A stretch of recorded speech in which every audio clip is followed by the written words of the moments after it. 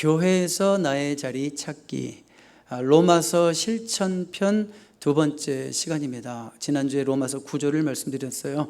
로마서 1장부터 11장까지는 교리고요. 하나님이 우리를 구원하셨다.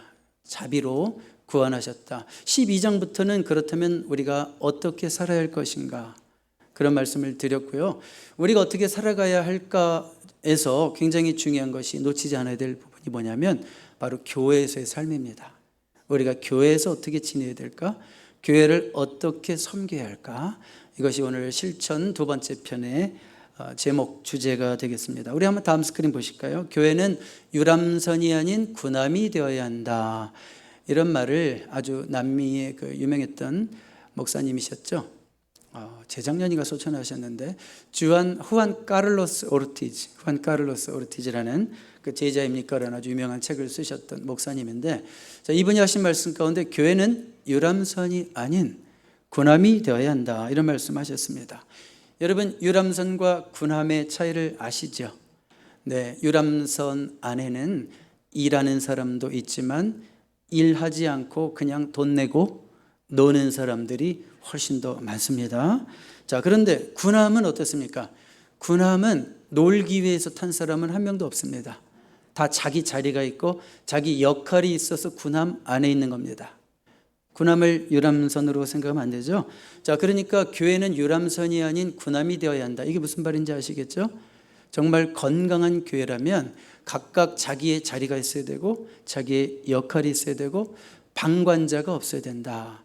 그런 말로 들립니다. 그래야 교회라는 배가 건강하게 갈 수 있는 겁니다. 움직일 수 있는 겁니다. 여러분, 그런 의미에서 교회에서 정말 나의 자리가 있는가 한번 스스로 질문해 보시기 바랍니다. 여러분의 자리가 있습니까? 네, 교회에서 나의 자리를 찾기 위해서 우리가 좀 기억해야 될 것이 있어요. 첫 번째로 다음 스크린 보겠습니다. 내가 누구인지 알아야 합니다. 내 자리를 알기 위해서는 먼저 내가 누구인지를 알아야 돼요. 로마서 12장 3절 우리가 조금 전에 읽었는데, 자, 거기 보시면 마땅히 생각할 그 이상의 생각을 품지 말고 오직 하나님께서 각 사람에게 나눠주신 믿음의 분량대로 지혜롭게 생각하라. 믿음의 분량대로 지혜롭게 생각하라. 특별히 여러분, 지혜롭게 생각하라, 이 부분에 좀 밑줄을 그으셔도 되겠습니다.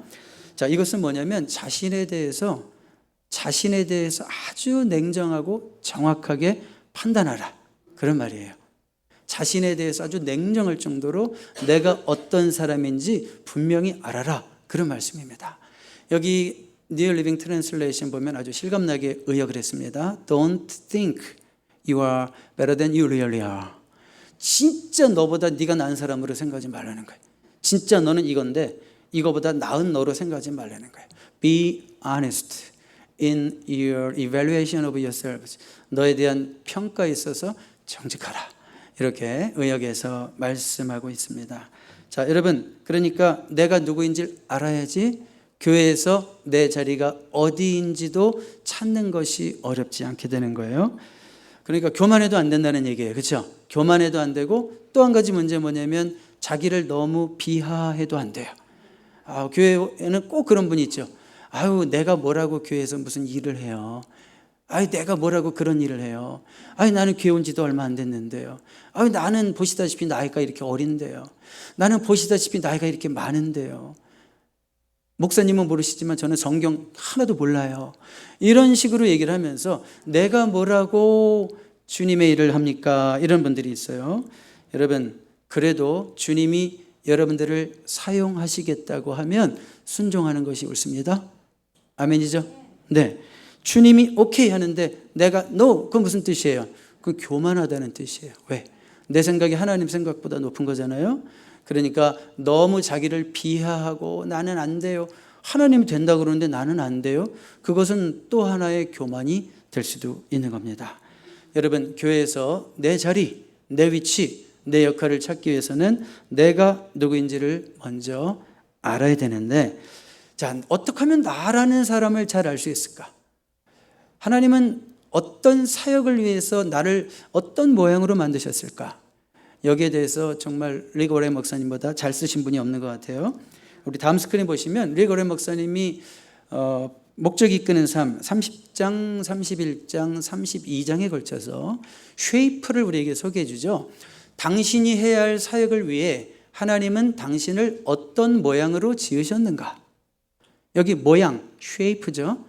당신이 해야 할 사역, 여러분들의 자리를 위해, 사역을 위해 하나님은 여러분들을 어떤 모양으로 지으셨는가? 5가지를 보내는 거예요.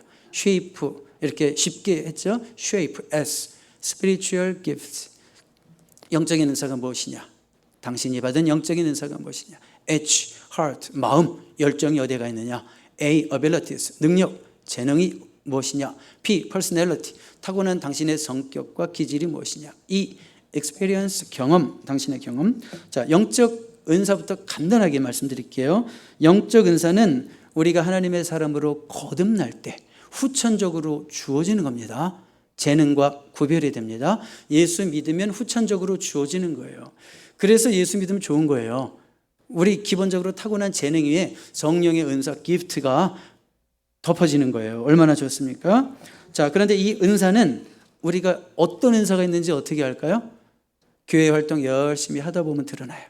이것도 해보고 저것도 해보다가 이건 내 은사가 아닌가벼 막 이런 얘기도 하고, 근데 이건 진짜 나한테 딱 맞네, 이게 내 일이야. 이렇게 영적인 은사, 주님이 우리에게 부여하신 은사들은 교회 활동을 열심히 하다 보면 드러나는 겁니다. 그 다음에 두 번째, 마음 열정이라고 그랬어요. 여러분, 우리 모두는 각각 뭔가에 의해서 심장이 박동합니다. 근데 어떤 사람은 하나도 이 일에 대해서 심장이 안 뛰어요. 근데 어떤 사람은 저 일에 대해서 심장이 뛰어요. 어떤 분들은 어르신들을 보니까 막 심장이 뛰어요. 근데 어떤 분들은 아이들을 보니까 심장이 떠요.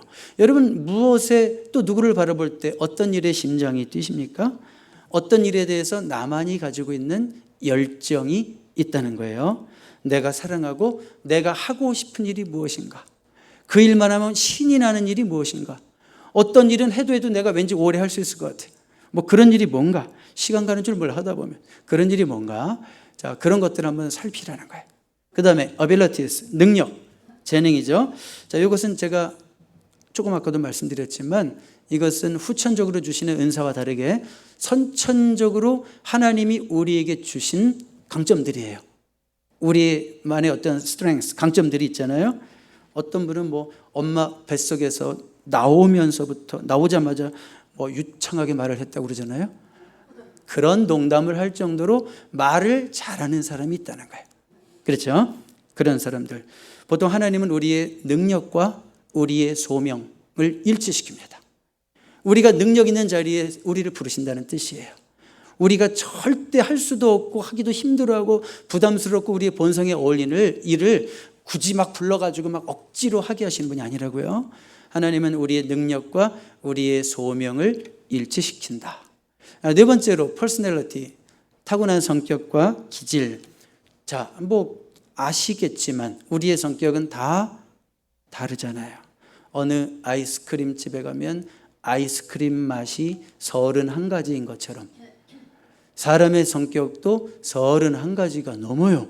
그렇죠? 너무나 많은 성격들을 가지고 있어요. 여러분들이 어떤 성격의 사람인지를 보라는 거예요. 나는 뭔가 이렇게 똑같은 일을 계속 똑같은 일을 반복하는 것을 좋아하고 잘하나, 아니면 나는 뭔가 계속 변화를 해야지 변화하지 않으면 막 못 견디고 변화하는 일을 잘하는가. 한번 여러분들의 그런 성격이 내향성인지 외향성인지도 보라는 얘기고요. 또 혹은 나는 무슨 일이든지 혼자 할 때 힘이 생기고 집중이 잘 되고 좋은가, 아니면 하여튼 뭐 뭔가 같이 하고 막 협력해야지 재밌고 힘이 나는가, 그런 걸 또 보시라는 거고요. 뭐 여러분들은 조금 무슨 일을 하든지 좀 경쟁적이고 성취지향적인가, 아니면 조금 뭐랄까 협력하기 좋아하고 관계지향적이고 이런 사람인가, 이런 것들을 보면서 아, 교회에서 이런 일은 내가 하면 좋겠다. 그렇죠? 뭔가 뚜렷하게 기획을 해야 되는데 성격이 좀 두루뭉실한 사람이 하면 기획이 좀 두루뭉실하게 되겠죠. 그렇지만 뭔가 수련회 갔는데 막 게임을 리드하고 분위기를 좋게 해야 되는데 막 칼로 못 자르듯이 하는 사람이 게임을 하면 성도들이 다 경직돼서 게임을 못하죠. 그러니까 내가 어떤 자리에 설 것인가를 생각할 때 나의 타고난 성격과 기질도 보라는 얘기예요. 마지막으로 뭘 보라고요? 내가 누구인지 알기 위해서 경험을 보시라고요. 우리는 삶의 많은 경험들을 통해서 지금 여러분들의 모습이 된 거예요. 맞아요? 틀려요? 맞죠? 여러분들이 어린 시절을 그렇게 안 보냈다면, 젊은 시절을 그렇게 안 보냈다면 지금 여러분들의 모습이 있을 수 없죠. 그러니까 여러분들의 그 경험들을 통해서 지금의 모습을 갖게 된 거예요. 경험 속에서 숙련된 것들이 있습니다. 경험 속에서 숙련된 것들을 가지고 주님의 몸된 교회를 섬기실 수 있습니다. 특별히요, 하나님은 우리가 다른 사람들을 도울 수 있도록 많은 경험들 중에서 아픔의 경험들을 우리에게 먼저 허락하실 수가 있어요. 왜 그럴까요? 앞으로 그 아픔을 겪게 될 많은 사람들을 돕고 섬기라고 우리에게 그런 경험들을 주실 수 있는 거예요. 그러니까 여러분들의 인생의 모든 경험들은 하나님의 계획 속에 다 있는 거예요. 하나님께서 오늘 이 일을 위해서, 또 앞으로 이런 일들을 위해서 나에게 이런 경험들을 주셨구나 라고 생각하시면 됩니다. 이 5가지를 SHAPE, 이 5가지를 충분히 고려해 보면 지금 내가 누구인지 알 수 있어요. 그리고 지금 내가 어떤 일을 해야 할지 아닌지도 알 수 있어요. 지금 교회에서 내 자리가 어디인지를 아는데 어렵지 않습니다. 아멘입니까? 자, 우리 한번 그러면 이제 두 번째로 포인트로 가겠습니다. 교회에서 나의 자리를 찾기 위해서 첫 번째 뭐라 그랬어요? 내가 누군지를 알아야 한다. 두 번째는 뭐예요? 같이 읽어봐요. 시작. 서로의 다름을 인정해야 합니다. 자, 우리 오늘 읽었던 말씀 6절, 7절, 8절 다시 한번 한 목소리를 읽어주세요. 시작. 우리에게 주신 은혜대로 받은 은사가 각각 다르니 혹 예언이면 믿음의 분수대로, 혹 섬기는 일이면 섬기는 일로, 혹 가르치는 자면 가르치는 일로, 혹 위로하는 자면 위로하는 일로, 구제하는 자는 성실함으로, 다스리는 자는 부지런함으로, 긍휼을 베푸는 자는 즐거움으로 할 것이니라. 아멘. 자, 여기 로마서 12장 6절, 7절, 8절에 나오는 말씀들은 교회에서 봉사할 때 필요한 은사들입니다. 세상에서 이거 하나님이 주신 은사 가지고 돈 벌어라 이거 아니고요. 교회에서 봉사할 때 필요한 은사들, 섬김의 봉사, 가르침의 봉사 등등등 쭉쭉쭉 나오죠. 자, 그러니까 여기서 우리가 밑줄을 그어야 될 부분은 뭐냐면 8절 가보세요. 6절. 우리에게 주신 은혜대로 받은 은사가 각각 다르니, 이 부분에 밑줄을 그으셔야 돼요. 받은 은사가 각각 다르니, 우리는 전부 달라요. 그렇죠? 생김새만 다른 게 아니라 하나님이 주신 은사도 다 각각이라는 거예요. 여러분 다음 스크린 보세요. 다르다는 것은요, 매력으로 다가올 때가 있습니다. 다음 스크린 볼까요? 이런 말이 있어요. 뭐 영어로 한번 먼저 읽어볼까요? Opposite attract and then attack. 아주 막 공감이 확 되는 말일 것 같아요, 여러분. 달라서 끌리지만 나중엔 달라서 공격한다. 이게 거의 모든 부부 관계에서, 가정에서 일어나는 일입니다. 그 부부가 만났던 이유는 저 여자는 나에게 없는 게 있어. 저 남자는 나에게 없는 게 있어. 달라서 끌립니다. 근데 살아보니까 매번 달라가지고 못 살겠어요. 힘들어서. 그래서 달라서 끌리지만 나중엔 달라서 공격한다라는 말을 여러분들이 공감을 하게 되는 겁니다. 자, 여러분 기본적으로 사람은 성격이 다 다르다 그런 얘기죠. 여러분 요즘 MBTI 정말 많이 하죠. MBTI가 뭐예요? 뭐 이런 분 한 두세 분 빼놓고 다 알잖아요. 그렇죠? 우리 성격 테스트 하는 거예요. 메이어랑 브릭스라는 두 사람이 TI, Trait Indicator, 그러니까 성격을 이렇게 검사하는 것을 만들어낸 거예요. 이것도 하나의 어떤 학문의 분야입니다. MBTI에서는 성격이 몇 가지로 분류가 됩니까? 16가지로 분류가 되는데, 특별히 요즘은 MBTI 중에서 T형이냐 F형이냐 이것에 따라서 우리 사람의 성격을 당신은 T형이군요, 당신은 F형이군요, 이런 식으로 분류하는 것이 많습니다. 제가 한 가지 예를 들어드릴게요. T형과 F형이 어떻게 다른지 여러분들이 딱 들으면 T형은 그런 사람, F형은 그런 사람, 이거 알 수 있을 거예요. 자, 아내가 이런 말 합니다. 아내가 남편한테 여보 나 살쪘지? 여보 나 살쪘지? 이런 말 했어요.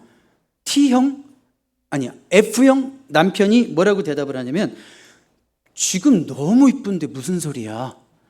이런 식으로 얘기한다면 F형 남편이고요. T형 남편, 내가 아는 살찐 사람 5명 중에 네가 4번째야. 이렇게 얘기하면 T형이에요. 자, 그러니까 T형은 그런 사람, F형은 이런 사람. 모든 상황을 어떤 반응을 할 때나 말을 할 때 F형과 T형이 다르다는 걸 알 수 있죠. 자, 여러분, 우리가 왜 다름을 아는 게 중요하냐면 지금 서로의 다름을 인정해야 된다고 그랬잖아요. 다름을 알고 인정하면 저분이 왜 이 상황에서 이렇게 말하는지가 이해가 되는 거예요. 근데 그것이 이해가 안 되면 나한테 상처로 와요. T가 한 말이 F에게는 상처가 될 수 있어요. 근데 F가 저 사람은 T이기 때문에 저렇게 말할 수도 있지라는 이해가 있으면 상처가 되지 않고 이해가 되는 거예요. 그러다 보면 이 서로의 다름을 이해하면 이해할수록 우리의 관계는 더 좋아질까요? 나빠질까요? 좋아지는 거죠. 네, 그러니까 여러분 다 다릅니다. 다르다는 걸 얘기할 때 남자와 여자는 달라요? 같아요? 다르죠. 여러분 정말 식상한 말 한마디 드릴게요. 식상한 말처럼 들릴지 모르겠지만 가정과 교회에서 남녀가 서로 다르다는 것을 알고 돼야 되는 거 아시죠? 가정과 교회에서 남자기 때문에 여자기 때문에 그걸 알고 우리가 대할 수 있어야 되는 거예요. 성경에서는 어떻게 얘기하는지 한번 보겠습니다. 베드로전서 3장 7절 보세요. 여자는 더 연약한 그릇이다.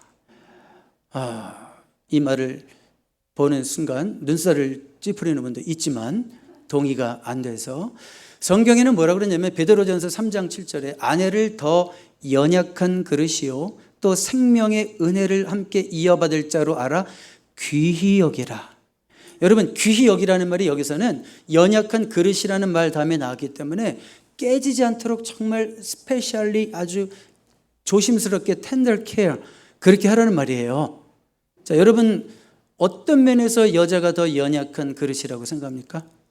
여자가요 남자보다 평균적으로 훨씬 더 비교도 안 될 정도로 감수성이 예민합니다. 감수성이 예민해요. 한마디로 다르게 말하면 남자는 둔하다는 얘기예요. 아무리 배려하는 척해도 남자는 둔하다는 얘기예요. 여자는 섬세하단 말이에요. 그래서 정서적으로 민감하고 말 한마디에도 쉽게 상처받을 수 있습니다. 자, 여러분 생각해 봐요. 많은 여자들이 어떤 국가의 경제적 위기 때문에 힘들어 하던가요? 많은 여자들이 남편의 무관심 때문에 힘들어 하던가요? 어느 쪽 때문에 더 힘들어 하던가요? 이 나라가 어떻게 될 것인가 이러면서 막 기도하는 분 별로 못 봤어요. 가끔 그런 분도 있지만 아주 사소한 거지만 그 작은 것 때문에 힘들어 한단 말이에요. 어느 교인이 배려 없이 내뱉은 말 한마디 때문에 힘들어 한단 말이에요. 그런 게 더 힘들어지는 거예요. 그래서 여자의 행복은 작은 배려와 관심 속에 있다 이런 말을 하기도 합니다. 한번 예를 들어 볼까요? 아내가 남자분들 한번 잘 들어보세요. 아내가 머리를 잘랐어요. 그리고 그 얘기를 어떻게 얘기해요? 여보 나 머리 잘랐어 이렇게 얘기하지 않죠. 남편에게 가서 여보 나 뭐 바뀐 거 없어? 나 뭐 바뀐 거 없어? 이렇게 얘기하죠. 남자가 이렇게 얘기했습니다. 이렇게 쳐다보더니 너 살쪘냐? 너 얼굴이 커 보여? 자, 이렇게 얘기하면 그 다음날 아침 먹어요? 못 먹어요? 자, 그러니까 보세요. 이런 거죠. 여자는 남자가 자기 속 마음을 알아줄 때 이 정서적인 안정감을 느끼는 거예요. 그 작은 관심, 세밀한 관심 하나 때문에 감동하는 거지. 우리가 그런 부분들을 놓치지 말아야 됩니다. 여자는 더 연약한 그릇이다. 더 섬세하다 이거예요. 그렇죠? 아주 귀히 여겨주시기 바랍니다.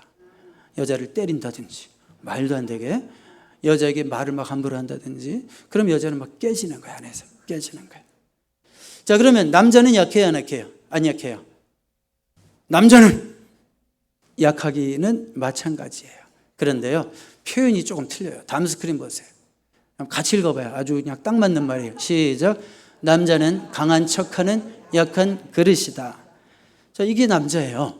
남자는 강한 척하는 약한 그릇입니다.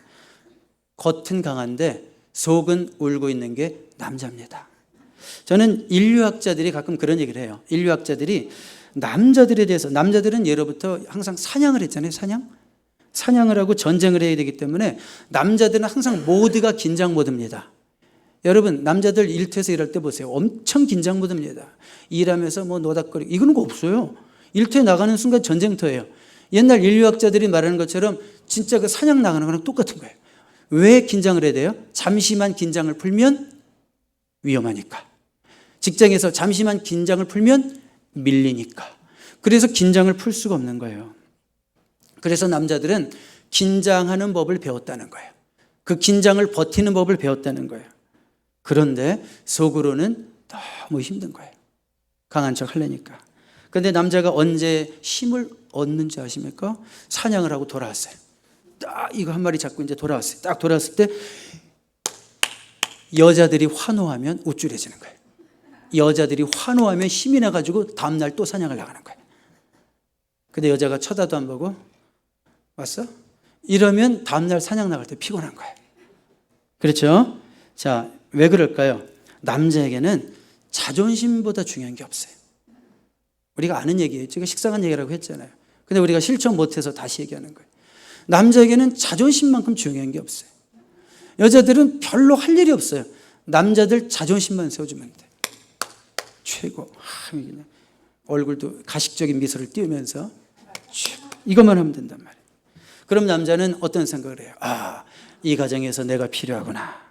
이 교회에서 내가 필요하구나. 이런 생각을 하면 다음날 또 사냥을 나가는 거예요. 그렇죠?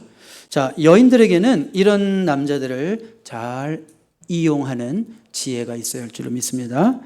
근데 쉽잖아요. 남자는 평생 강한 척하는 6살. 그렇죠? 집 벽에 못 박을 일이 생겼다고 생각해봐요. 집 벽에 못 박을 일이 생겼어요. 여보 못 박아줘. 이렇게 얘기하지 말고 여보 당신의 손이 필요해요. 이렇게 얘기를 할 때 이렇게 얘기를 하는데도 내 남편이 딴청 부리고 안 들어주면 네가 언제 이런 걸 해줬냐. 내가 받고 말지. 이러지 말고 해야 될 게 있어요. 한 가지 가르쳐 드릴게요. 정말 통하는 거 하나 가르쳐 드릴게요. 아야 다친 척 하세요. 근데 그 아주 애교 있는 소리를 해야 돼. 아야 다친 척 하세요.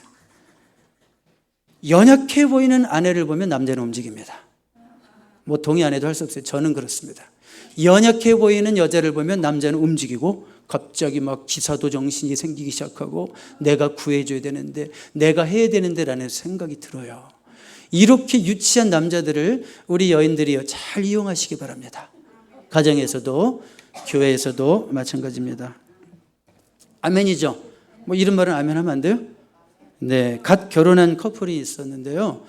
갓 결혼했으니 얼마나 달달해요. 그렇죠? 밥 먹을 때도 항상 이렇게 얘기하죠. 자기야 밥 먹어. 자기야 밥 먹어. 이제 살다가 세월이 많이 지났어요. 어떤 말이 빠질까요? 앞에 자기야가 빠지고 뭐만 남아요? 밥 먹어도 부드럽게 얘기 안 하고 퉁명스럽게 밥 먹어. 밥 먹어. 또 뭐 책상에 계속 꾸물거리고 앉아 있으면 밥 먹어 이 진상 뭐 이러잖아요. 그렇죠? 우리 집 얘기 아니고 어떤 집 그러잖아요. 어떤 집.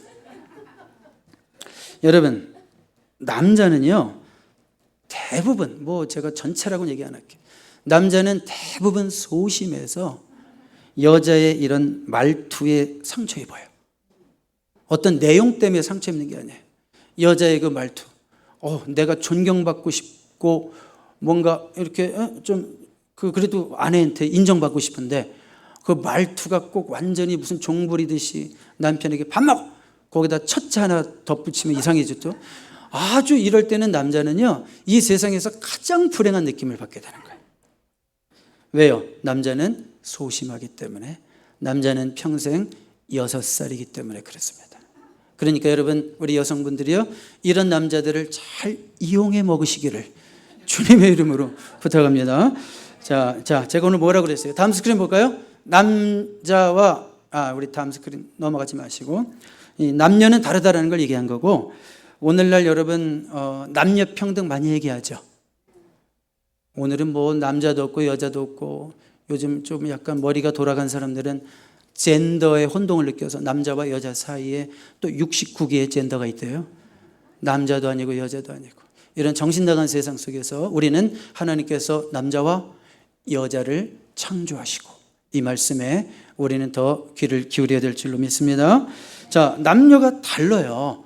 그리고 뭐 입만 열면 남녀 평등 그러는데 남녀의 다름을 애써 무시하는 게 남녀 평등이 아니에요. 남녀 평등이라는 것은 다른 대로 사는 게 진짜 평등이에요. 다른 대로 살 때 그것이 아름다운 거고, 그렇게 다름에서 또 시너지 효과가 나오는 거예요. 은사도 마찬가지라고요. 교회가 하나 되는 교회라는 게 다름을 애써 무시하는 게 하나 되는 교회가 아니에요. 왜 저분은 나랑 틀릴까? 왜 저분은 나랑 생각이 틀릴까? 왜 저분은 나랑 적분이 틀릴까? 그런 걸 애써 무시할 필요가 없는 거예요.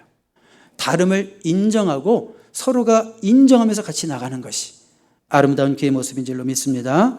각자의 자리를 인정해야 된다는 것이고, 마지막으로 한 가지만 잠깐 보겠습니다. 세 번째로, 자, 나를 알기 위해서 우리가 두 가지 얘기했어요. 나를 알아야 되고 또 남도 알아야 되고 다름을 알아야 되고.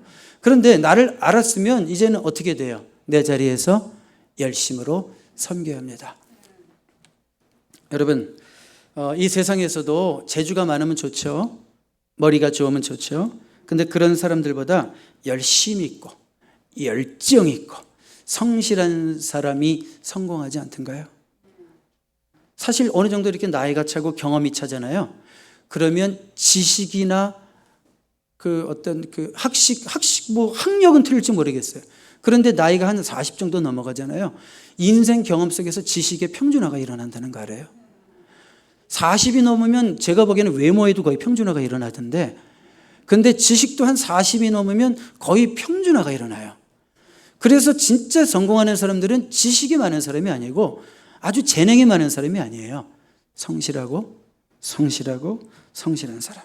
그리고 열정, 패션이 있고 무슨 일을 하든지 정말 열정을 가지고 하는 사람이 성공하는데, 주님의 일도 그렇습니다.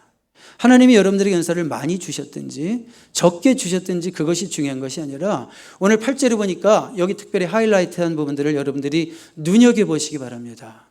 구제하는 자는 성실함으로, 다스리는 자는 부지런함으로, 베푸는 자는 즐거움으로 할 것이니라. 아멘. 예, 교회를 건강하게 세워가는 자는요, 사실 은사를 주시는 목적은 교회를 건강하게 세우라고, 우리에게 하나님이 우리를 이렇게 대리자들로 세워주신 건데, 교회를 건강하게 세우는 자는 아주 은사를 많이 받고 이런 자가 아니에요. 오히려 성실하고 부지런하고 즐거움으로 주의 일을 하는 자들을 통해서 주님의 몸된 교회가 세워지는 줄로 믿습니다. 자, 여러분, 근데 교회에서 막 이렇게 봉사하다 보면 나는 막 열심히 하잖아요. 그런데 내 열심히 꺾이는 일이 생길 수도 있다 없다? 있지요. 왜 그럴까요? 나와 생각이 달라도 너무 다른 사람들이 나를 지지해 주지 않을 때 김 빠지고 너무 힘이 들어요. 내가 이렇게 열심히 하는데 그냥 내가 하는 방식에 대해서 좀 서포트해주고 이랬으면 좋겠는데, 근데 너무 나와 생각이 다른 분들이 그건 아니지, 내가 너무 고생한 거에 대해서 평가를 너무 쉽게 한마디로 해버려. 그건 아니지. 그러면 여러분 열심히 갑자기 어떻게 돼요? 완전히 찬물처럼 확 식어버린단 말이에요. 어떻게 되겠습니까? 쉽지 않다는 걸 인정합니다. 배경도 다르고 기질이 너무 다른 사람들과 말도 섞어야 되고 회의도 같이 해야 되고 일을 같이 하는 것이 쉽지 않지만, 그럼에도 불구하고 여러 사람과 두루두루 잘 어울리는 것이 성숙입니다. 성숙입니다. 여러분, 요즘 유튜브 같은 데 보시면 이런 강의를 혹시 들어보신 적 있어요? 여러분, 마음에 안 드는 사람이 있어요? 여러분, 정말 당신이랑 안 맞는 사람이 있어요? 지혜롭게 멀리하세요. 손절하세요. 여러분, 이런 유튜브 강의에 귀를 기울이지 마세요. 이건 정말 세속적인 거예요. 하나님 나라의 질서는 딱 그와 반대입니다. 여러분, 마음에 안 드는 사람이 있어요? 멀리 보고 끝까지 그도 품고 가면 좋은 날이 올 거예요. 성경은 이렇게 가르쳐요. 그런데 요즘 쇼펜하우어를 비롯해서 그런 철학자들이 한 얘기들 다 또 어디서 주워 들은 분들이 유튜브에서 맨날 무슨 얘기해? 손절하래. 조금만 힘들면 손절하래. 교회에서도 맨날 손절하래. 그러다 보면 교회에서도 맨날 예배 보고 얼굴도 못 보잖아요. 서로가 손절하래니까. 안 되죠. 자, 하나님 나라의 질서는 다릅니다. 나와 다른 사람도, 힘든 사람도, 어려운 사람들도 함께 품고 가는 곳이 교회입니다. 그래서 다른 거예요. 달라야 돼요. 예수 믿는 사람 달라야 돼요. 교회라는 공동체는 저 세상 직장과 달라야 되는 거예요. 저 취미 집단과 달라야 되는 거예요. 우리 멀리 보고 서로 참아주면서 가면 더 좋은 날 보게 될 줄로 믿습니다. 여러분들의 열심을 꺾는 일이 생기지만 포기하지 말고 끝까지 내 자리에서, 나에게 맡겨주신 그 자리에서 열심을 다하는 주님의 몸된 교회를 세워가는 저와 여러분 모두 될 수 있기를 주님의 이름으로 축복합니다. 기도하겠습니다.